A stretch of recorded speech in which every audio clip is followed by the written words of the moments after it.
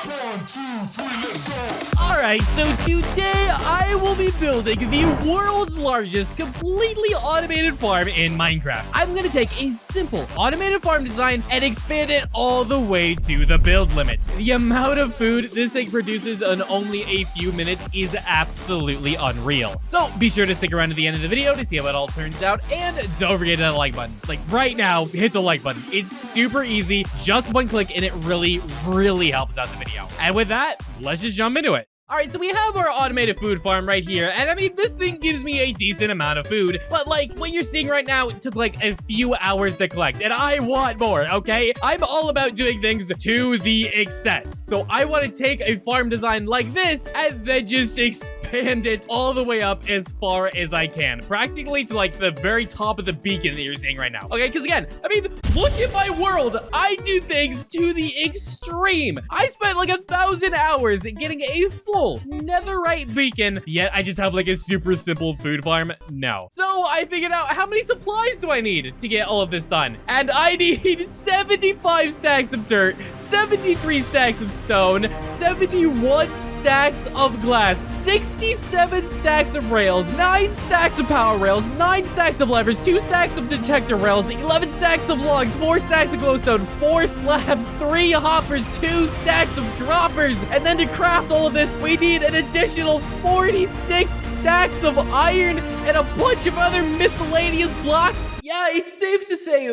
we need just a few supplies to actually build this thing. So yeah, for the most part, I've actually got a lot of this stuff already, and it's not too hard to get. Like the iron, for example. Getting that many stacks of iron sounds difficult, except for the fact that you realize I have so many iron beacons around my world. And like a quadruple beacon that you're seeing right here is like 3.3 stacks of iron blocks, and I have like 3 of them right at my base here. And plus I also have just a regular iron beacon in the end. So I've got all of this iron, and then one that I forgot to show you guys is I also have another quadruple beacon over in the desert. So yeah, we're pretty much set on iron. We're fine there. We can craft all of these rails and stuff. Absolutely no problem whatsoever. So what I decided to do first is actually go and get some redstone, because I didn't think I had enough, so we were gonna have to go mine some to get a few stacks that we needed. So I just flew around until I found a cave, and I mean, with the new 1.18 cave system, getting redstone is literally the easiest thing in the world. You just hop down in a cave, and I mean, you just look around, and everywhere you look, there's just more redstone. You want redstone? Just look at a different part of your screen. You look around, oh, look at that, boom,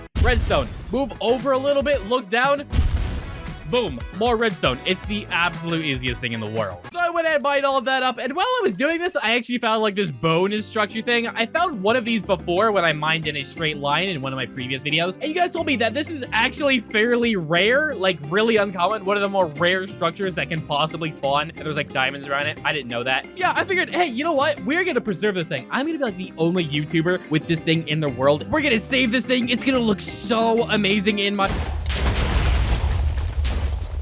Uh-oh. I think I broke it.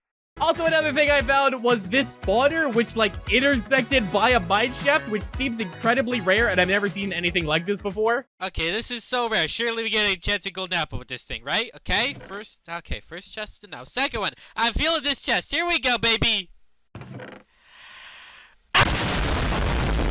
But anyway, that gave me all the redstone that I needed, so we were good to go there. Next, I figured we'll just get the iron. Again, I just gotta break one of my multiple quadruple beacons, and that'll give me all the iron that I need, so that's no big deal. So we just went through, mined all of this out. Only took me a few seconds.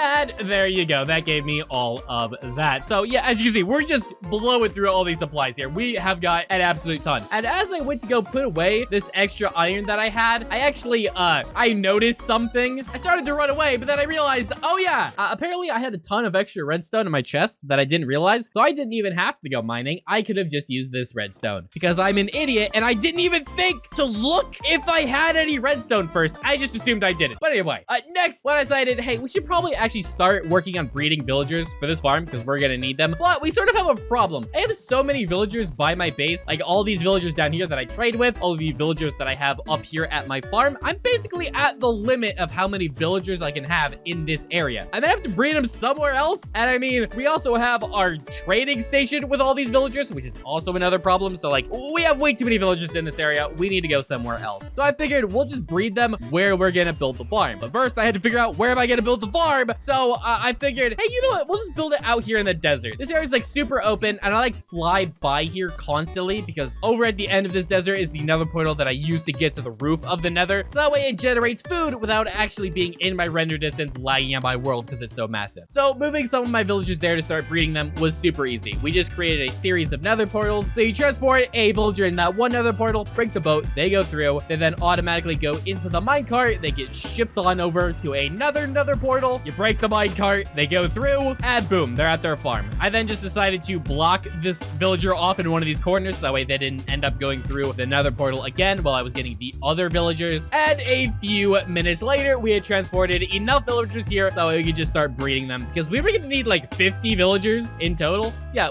we really need to get started on this. So yeah, come on villagers, you know what to do. I give you food, you give me baby. Thank you. Next, what I decided to do is get all of the stone that I needed for this project. I decided to use smooth stone, and some of you may be wondering why I didn't just use regular stone because I have regular stone here. Why turn it into smooth stone? And to that I say, what are you questioning me for? I do what I want. Do you understand? If I want to use smooth stone, guess what? I'm gonna use smooth stone. How dare you question what I want to do? Actually, that's a pretty fair point. That's a fair question. Honestly, I'm just doing it because I want to. I figured it would look fancy without me actually having to decorate anything. So that's basically why I'm doing it. There's really no rhyme or reason to anything that I do. But in order to make all of this smooth stone, I decided to finally make a super smelter. You guys have been yelling at me to do this for like 1,000 days and I've never got around to it. So I figured now is probably the time to do this. I don't think it's going to be that useful, but yeah, we built it anyway. So it's just an automatic smelter that's kind of slow, but does things automatically. There you go. I built it. Could you stop yelling at me to build the dang auto smelter now? Stop telling me to do it. Literally every time I spelled something in one of my videos, I get like 1,000 comments. Oh, you should make a super smelter. I did it, okay? Stop bothering me. And now, while we're at it, I'm so bored. I'm done. We're just gonna get all the other supplies, okay? Boom. You want to see a magic trick? Open the chest again. There's all your dirt. There you go. I got all the other supplies now. I'm so done with gathering supplies. I just want to get to building this thing. I just took a few extra days. I got all of the supplies we needed. Didn't actually take me that long, but still, we finally have got everything completely done and made, and we can actually build this farm now. I also built a second super smelter right next to my villagers. That's where I actually smelted all of the glass, and that also gave me plenty of time to AFK in that area to get all of the villagers that I needed. So I transported all of my supplies in some shulker boxes with my ender chest, and now what we're gonna do is we're just gonna build one layer of this farm so that way you guys can understand exactly what we're doing with this entire thing. So this actual farm design is completely my design, which is probably why you're gonna think to yourself, this design is probably terrible and you could do so much better, because you probably could. This entire thing I came up with in a creative world, and it kind of suits my needs, so hey, I figured this is good enough. The way the farm works is all of the carrots will drop on the ground, a minecart will pick them up through the dirt, they then get put in these hoppers on the ground and go to a dropper, and then that detector rail will then activate the dropper, dropping the carrots out the side. No matter how tall I build this thing, all of the carrots will drop down these lanes, that way they all get sorted in, you know, like this same area. Maybe there's a better way to do this, maybe there's a more efficient way, but I don't know of one. Again, I just came up with this by myself in like an hour in a creative world, and it worked fine, so I figured this is good enough. Because again, the main issue is a lot of like automated farm tutorials on YouTube are just like one single layer, and I needed this to go like up 50 more times, so I needed a way of dispensing all of the food I got to like one general location, and there was like no guide on the internet of how to do that, so I had to come up with this by myself. That's probably why this thing is terrible. I finished this first layer, and I'm not actually gonna move a villager into this farm just yet. I'm actually gonna build like the entire farm, and then once I'm done, then that's when I'll move all of the villagers in. I figured it'll look a lot better just in general for the time lapse of me building this thing if I just build it all first, then we do all of the villagers later. So I built up one more layer because I wanted to know how long it was gonna take me to build just one simple layer, and it took me around about 6 minutes just to build that one layer, which means to build this thing all the way up to the build limit, it's gonna take me like 5 hours. So Yeah, and that's not even counting the amount of time that it's going to take me to transport all of the villagers I need into this farm, which is easily going to take me several more hours. So yeah, it's going to take me a couple days to get this thing done, not going to lie, and it's going to be really tedious and really boring. But one handy thing that I found out is I always use Lightmatica to help me know where to place blocks, but apparently there's this feature of Lightmatica that will automatically pull a block from your inventory to let you place it. Yeah, you just click the top of a block and it places it right there, so you don't have to like click to the side of a block or anything to place this. Oh my goodness, I wish I knew about this sooner. This is such an amazing feature that is going to make it a lot easier to place down all of the blocks I need, so I don't have to keep on fumbling around in my inventory to grab the proper block. And also another amazing feature about this is it will automatically put like hoppers and the droppers in the proper orientation, so it'll be facing the proper way. Doesn't matter how I'm looking at them or where I place them. So yeah, easy place on Lightmatica is amazing. If you don't use it,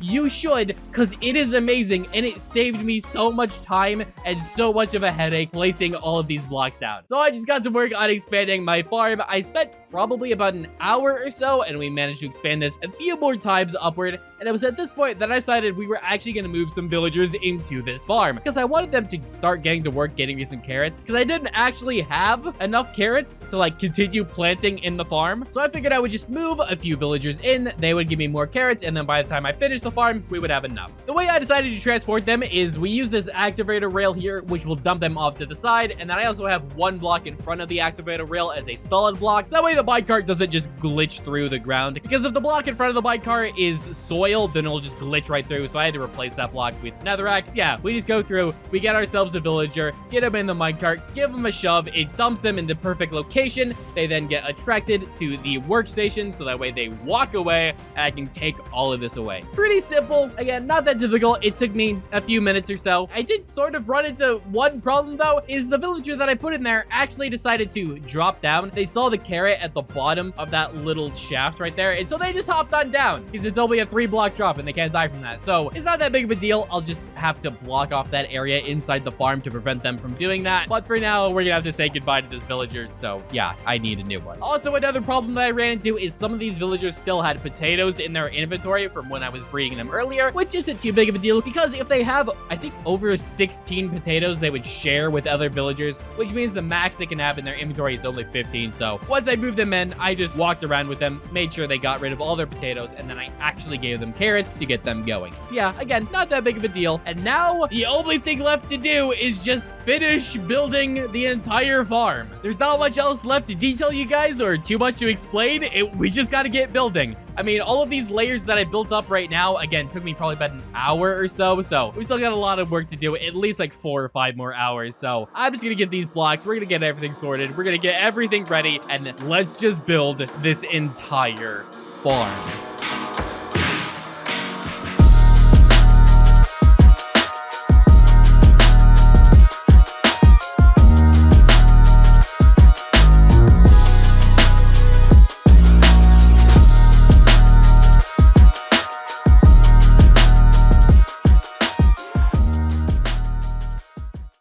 And there you go. Several days of my life, and finally we actually got this thing built. Not only that, we've got an absolute ton of carrots from this thing, just from like the few layers. I think only 7 here that I have actually producing carrots, and there's still over 35 more layers up here, which we have yet to put villagers in and yet to put carrots in. So the amount of carrots that this thing is going to produce is literally going to be off the charts. I only ran into a couple more problems while building this thing up. I decided to build these walls right here again to prevent the villagers from falling. I did that on every single layer. And then the only other problem I ran into is apparently villagers don't like water. Like, this villager has been here for at least an hour. He was just sitting there. You have to push him out and then block it off from him falling in. Like, apparently they don't know how to get out of the water right there. I don't understand. Villagers are so dumb, man. They get stuck in one little bit of water and they can't move. What is wrong with you? Like, It's so insane. Yeah, that was the only other problem that I ran into. And now that I've got the entire farm built, now we have to actually move all of the villagers into the farm, which is going to take me several more hours. So the way I decided to do this is with just a simple bubble column. I got tired of building up the staircase with all of the rails, so I figured, hey, bubble column should work fine. I don't know. We're just testing things out, and I hope I don't end up killing a ton of villagers with fall damage. So yeah, I did some testing with this in a creative world, and it seemed to work fine. So I figured, hey, we'll probably do this here. The other thing is I have to break the bottom wall to get villagers out, and I have a bunch of baby villagers. So once I break the bottom wall, they'll all run away. So I have to wait like 20 more minutes or so for these baby villagers to grow up before I can actually start transporting them. You hear that, little buddy? Once you grow up, you're gonna be in my farm forever. Doesn't that sound fun? You're gonna harvest carrots for the rest of your... Oh, but no, where are you going? Do you know what? Hey, you know... Oh, I guess they don't want to work in my farm. Well, too bad. You're fully grown up. I've got my boat, and now it's time to actually transport them. Pretty simple. While I was waiting for them all to grow up, I went ahead and grabbed some ice just to transport them across this area a little bit faster. We then line ourselves up on the side, directly in the center, float forward, make sure you get out of the boat, because if you don't, then you'll get in the way of the villager and end up shoving them off. And there you go. They get sent all the way to the top. So pretty simple. Actually, a lot faster than using the minecart system, and a lot easier to expand upwards. And so the villagers should be attracted to the workstation and come inside the farm. Oh my goodness. Why do they keep getting stuck in like little shallow bits of water? What is wrong with you? Okay, give him a little shove, and now surely you go into the... Bro, okay, go into the farm. Okay, is that enough? Are you gonna go into the farm now? Bro! Oh my goodness. Okay, we got them into the farm. Finally, took a few attempts, but we finally got that done. And by now, we're actually starting to get completely filled up with carrots. So that's kind of a problem. So I just went ahead and grabbed some of those carrots, and I kept on just chucking them to the villagers so that way they could start planting all of their crops. You know, just get a head start on all of that. And I didn't have to actually plant them myself. I could just have the villagers do that work for me. And expanding our bubble column upwards was pretty simple. You just use more scaffolding to go up. You place some water. Now we need those top blocks to be source blocks of water, but I didn't know how to do that. So I just ended up replacing the entire tower of kelp every single time I went up 5 more blocks. It was not efficient, but it was simple, so that's what I did. So yeah, this process, that's pretty much it. I didn't change things up too much. This is pretty much just the process for the entire farm. Overall, again, it was pretty simple. You just got them in a boat, you walked them in, they went up to the top, absolutely no problem whatsoever. However, once I ended up going up super far, it kind of became a problem once the tower was like over 100 blocks tall. Guys, one problem that I ran into here is after a while, the villager would slowly shift in one direction, and it would detect the wall of my farm right there. As it's shooting up, it would walk forward to try and get on that wall of my farm, thus leaving the bubble column and inevitably falling to its demise. So that was one problem. There's really, I guess, 2 ways you could go about fixing this. One is just building up a barrier on the side of my entire farm here to prevent them from being able to walk forward, which sounds really tedious and boring. Or I could just take the entire bubble column and move it to the side one. Just break the entire thing and replace it 1 block to the side away from the wall of my farm, which is what I did. And that solved my problem. For a little while, at least. As you can see, the villager went up just fine. Occasionally, they would get hit by the scaffolding there and kind of stop for a moment, but it still worked. It worked good, but I ran into a new problem. Once the farm got too big and once the column got too tall, it didn't matter what I did. The villager would always inevitably eventually fall off the side, so I ended up having to break the entire thing and replacing it with netherrack, so that way the villager couldn't fall out the sides. So the way you transport the villager is still pretty much the same. You get them in a boat, you put them right in front of the bubble column, and then you just break the boat. And since now they're all blocked off, they can't run away, so you just hop on down there, shove them into the column, and they get shot right the way to the top. There you go. That's the only other adjustment that I made, and now we just do this exact thing over and over again until we're at the top. I figured out a pretty easy way to extend my bubble column without having to replace all the kelp all the way up top. This one dirt block here prevents that one block from being a source water block. So you just use scaffolding to waterlog some water in that exact block, and there you go. Your bulb column extends all the way upwards. That's now what we have to do for the entire rest of the farm. I've still got like 20 more villagers to transport up here, so it took me another hour or so, I think, to transport the rest of these villagers. I got a lot better at it and a lot faster at it, so it didn't take me quite as long. So yeah, we can just skip ahead all of that. Also, one interesting thing that kept happening is these iron golems kept wanting to attack me, which they should only want to do that if I attack villagers, but I never attacked a villager, and yet this iron golem kept respawning and kept on immediately wanting to attack me. So I don't know if they become aggressive when I take the villagers, but that was weird. So yeah, but about an hour or so later, we managed to actually finish up the farm, decorated our collection area here a little bit, went ahead and just made it a little bit more efficient and made it so it could hold more carrots. And also I have a barrel here with some extra supplies, and what these do is I can just break these couple of blocks right here, and then we can just place a composter, a hopper here, and another hopper. And now what it will do is it will turn all of the carrots actually into bone meal. I don't actually want to do that right now, but if in the future I ever wanted to turn this into a bone meal farm, that's what I would do. So yeah, I just figured we would get that ready just in case I ever wanted to do that in the future. But for now, I actually want to collect carrots. Now this farm isn't technically 100% done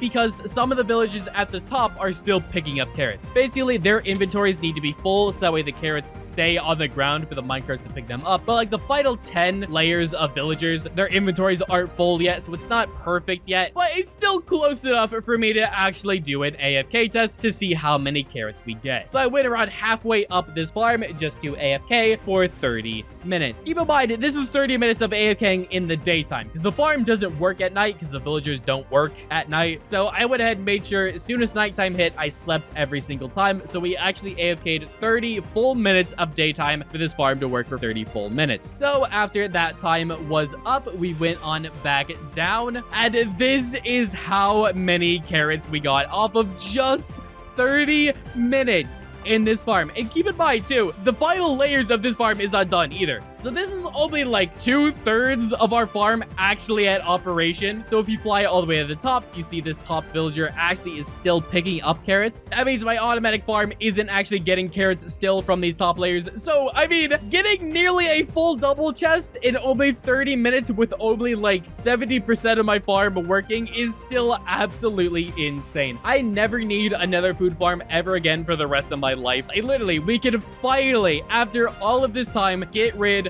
of my terrible good-for-nothing food farm. We do not need this thing anymore. It is absolute trash. It does not give me nearly enough food, so we just went ahead and blew that up. And it felt good blowing this thing up. I hated this food farm so much. Like, it was so annoying. It was so buggy. It took me so long to get working, getting the dumb breeding system to work with them throwing the food to the other villagers. It was so terrible. I hated this farm so much, and it was finally gone, and I was so very happy. So yeah, just give me a few minutes to clear out the area, and there you go. It's all cleaned out, and now all the bad memories of making that dumb farm is completely gone, and now all that we are left with is our absolutely amazingly insanely tall automatic carrot farm. This thing is absolutely insane. So yeah, I hope you guys liked this video. If you did, please push that like button and subscribe. Otherwise, I will throw this villager off the top of this farm. Do you hear me? If you don't like and subscribe, this villager's going gone.